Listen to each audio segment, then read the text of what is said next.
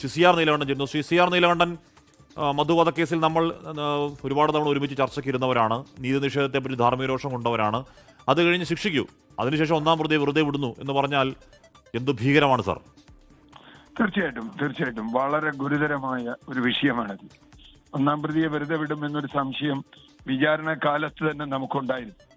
കാരണം സാക്ഷികൾ കൂറുമാറുകയും കാലുയർത്തി എന്നത് കണ്ടു, പക്ഷെ ചവിട്ടുന്നത് കണ്ടില്ല എന്ന വളരെ വളരെ രസകരമായ ഒരു കണ്ടെത്തലാണ് അതിലുണ്ടായത്. അത് കോടതിക്കും കഴിഞ്ഞ തവണ അത് സംശയം ഉണ്ടായിരുന്നു. ഏതായാലും ഒന്നാം പ്രതി ഇതിൽ പ്രധാനപ്പെട്ട ഒരു പ്രതിയാണ്. അദ്ദേഹത്തെ വെറുതെ വിടുന്നു എന്ന് പറഞ്ഞാൽ കേരളത്തിലെ ആദിവാസി സമൂഹത്തോട് നമ്മുടെ നീതിന്യായ വ്യവസ്ഥയും പോലീസ് സംവിധാനവും എത്രത്തോളം മോശമായാണ് ഇടപെട്ടിട്ടുള്ളത്. ആ കേസ് തന്നെ ഒരു ഘട്ടത്തിൽ തേഞ്ഞുമാഞ്ഞു പോയ ഒരു കേസാണ്, ഞങ്ങൾക്കറിയാം. ആ കേസിൽ ഒരു അവസാന ഘട്ടത്തിലാണ് നമുക്കൊക്കെ ഇടപെടാൻ കഴിയുന്നത്.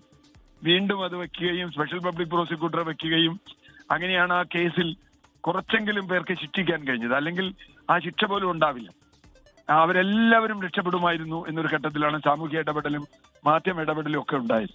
അതിന്റെ ഫലമാണ് ഇത്രയെങ്കിലും ഉണ്ടായത്. പക്ഷെ ഒന്നാം പ്രതിയെ വെറുതെ വിട്ടു എന്ന് പറഞ്ഞു കഴിഞ്ഞാൽ അത് കേരളത്തിലെ നീതിന്യായ വ്യവസ്ഥയ്ക്ക്, പ്രത്യേകിച്ചും പ്രാന്തവൽക്കൃതരായ മനുഷ്യരോട് നാം ചെയ്യുന്ന പ്രവർത്തനങ്ങൾക്ക് നമ്മുടെ ഏറ്റവും നല്ല ഉദാഹരണമാണ്. കാരണം അവർ എത്രത്തോളം പ്രാന്തവൽക്കൃതരാണ് എന്നതിന് ഏറ്റവും നല്ല ഉദാഹരണമാണ് ഈ വിധി.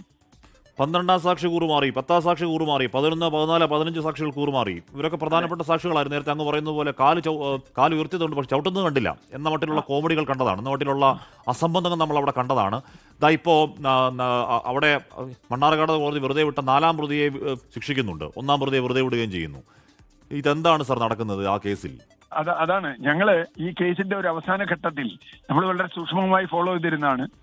പല പ്രതികൾക്കും വെറുതെ വിട്ട ചില പ്രതികളെ തിരിച്ചു പിടിക്കും എന്നൊരു ഊഹവും നമുക്കുണ്ടായിരുന്നു. കാരണം എല്ലാ പ്രതികളോടും ഹാജരാക്കണമെന്ന് അവസാന ഘട്ടത്തിൽ വിധി പറയുന്ന ഹാജരാക്കണമെന്ന ആ നിർദ്ദേശം വന്നപ്പോൾ ശിക്ഷ വർദ്ധിപ്പിക്കാനോ അല്ലെങ്കിൽ വെറുതെ വിട്ട പ്രതികളെ പോലും ശിക്ഷിക്കാനോ ആണ് എന്നൊരു മോഹം അല്ലെങ്കിൽ ഒരാഗ്രഹം നമ്മുടെ ഉള്ളിൽ ഉണ്ടായിരുന്നു.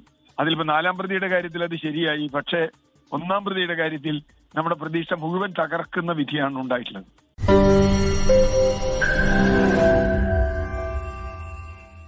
ലോകത്തെവിടെയായാലും ഏത് സമയത്തും 24 വാർത്തകളും ഓഗ്മെന്റഡ് റിയാലിറ്റി പാക്കേജുകളും എക്സ്പ്ലെയിനറുകളും വിശദമായി കാണാൻ ഞങ്ങളുടെ യൂട്യൂബ് ചാനൽ നിങ്ങൾക്ക് സബ്സ്ക്രൈബ് ചെയ്യാം.